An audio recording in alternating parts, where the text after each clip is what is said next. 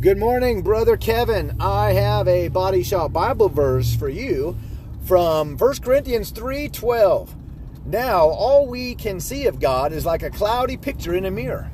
Later, we will see him face to face.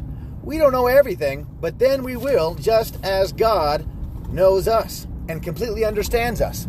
I'm Bodyman Brad, and a great referral for me this week is anyone having a distorted viewpoint or cloudy picture in their rear view or side view mirror.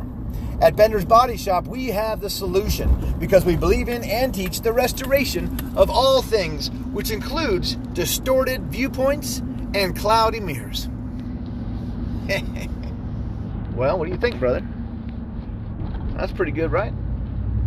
People come to my shop a lot with broken mirrors, and they can't really see out of their rear view mirror because it's foggy or something. And we can help with that. We get new ones or used ones. But this last week I've been talking to people, and it's like, what shapes our viewpoint? Think about that. I think translations definitely shape our viewpoint. Life experiences, those shape our viewpoints. Whether or not we're male or female, short or tall, in shape or out of shape. A lot of these things, believe it or not, shape our viewpoint. And I would suggest that even those viewpoints,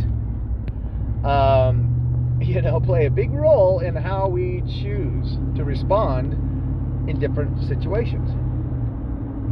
I mean, come on. There are just so many things to consider. And who is in charge of that? Who determines our settings? Who determines where we're born, when we're born, what job we have? I mean, we can just be ignorant of God's influence, or just say, well, clearly it's God. God makes us competent for an allotment in the inheritance of the saints of light. That's Colossians 1:12. What do you think about that verse? What do you think about that verse, brother? I was also reading in 1 Corinthians chapter 13, 14 through 17, was talking about this fragrance that we have and our viewpoint.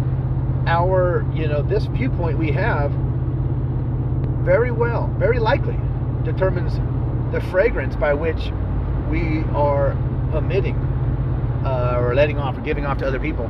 Because it says, to those who are perishing, we give a fragrance of death. But that same testimony that we have or witness is a fragrance of life to life for those who are being saved. And then it says, and who can make us sufficient for such things? Well, God makes us sufficient for such things, whether or not we are, this fragrance of life or fragrance of death. In both ways. If you're receiving a message and it sounds like life to you, well, God's at work. If it sounds like death to you, guess what? God is also at work, because he is not giving you the viewpoint, or has not given you that viewpoint. See, so think about this, Kevin. Everybody in this world has a role. Without obstacles, you're not going to be trained or well equipped. So God creates obstacles. I mean, hello. It even says Christ himself was made perfect through sufferings. This word made perfect is that word teleio, which means in stages, like a pirate's telescope. No one arrives or is born at the finish line. No one's born perfect. Even Christ says, after 3 days, I will become perfect.